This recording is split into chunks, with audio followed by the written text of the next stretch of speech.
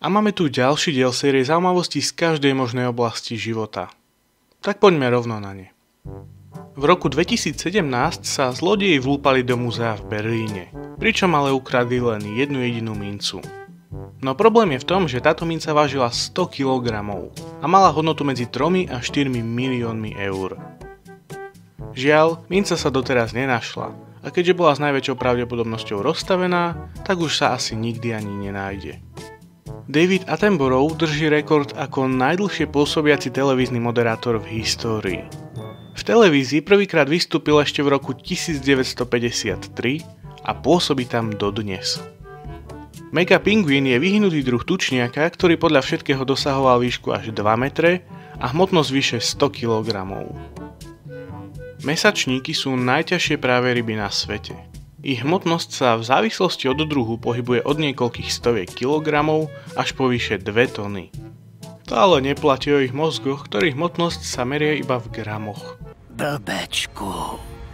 Austrálčan menom Bill Morgan si kúpil stierací žreb a vyhral Toyota Corolla za $30,000. Keď za ním prišla televízia a poprosila ho, aby im to zahral, tak si Bill kúpil nový los a vyhral priamo na kameru $250,000. I just won 250,000. I'm not joking. You're not, are you? Really? I just won 250,000.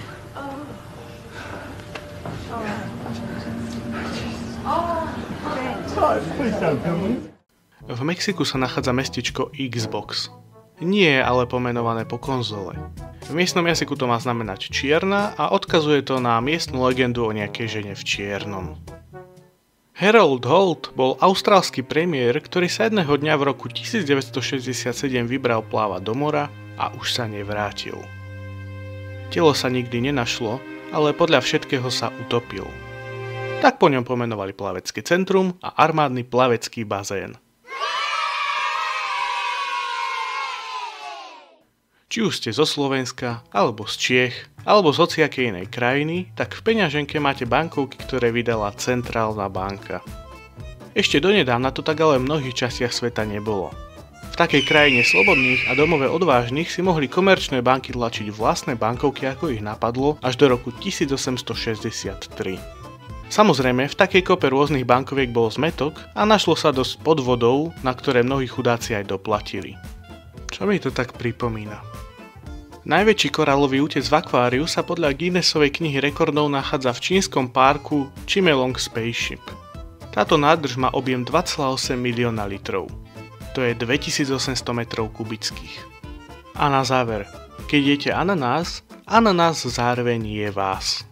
To preto, že ananás obsahuje enzym, ktorý rozkladá proteíny vo vašich ústach. Podobne ako to robia tráviace šťavy v žalúdku, aj keď samozrejme nie až tak dramaticky. Tak, to bolo 10 sľúbených zaujímavostí. Ktorá z nich vás najviac zaujala? Napíšte do komentárov. Toto je Škola Primitívne a teším sa na vás na budúce. Majte sa.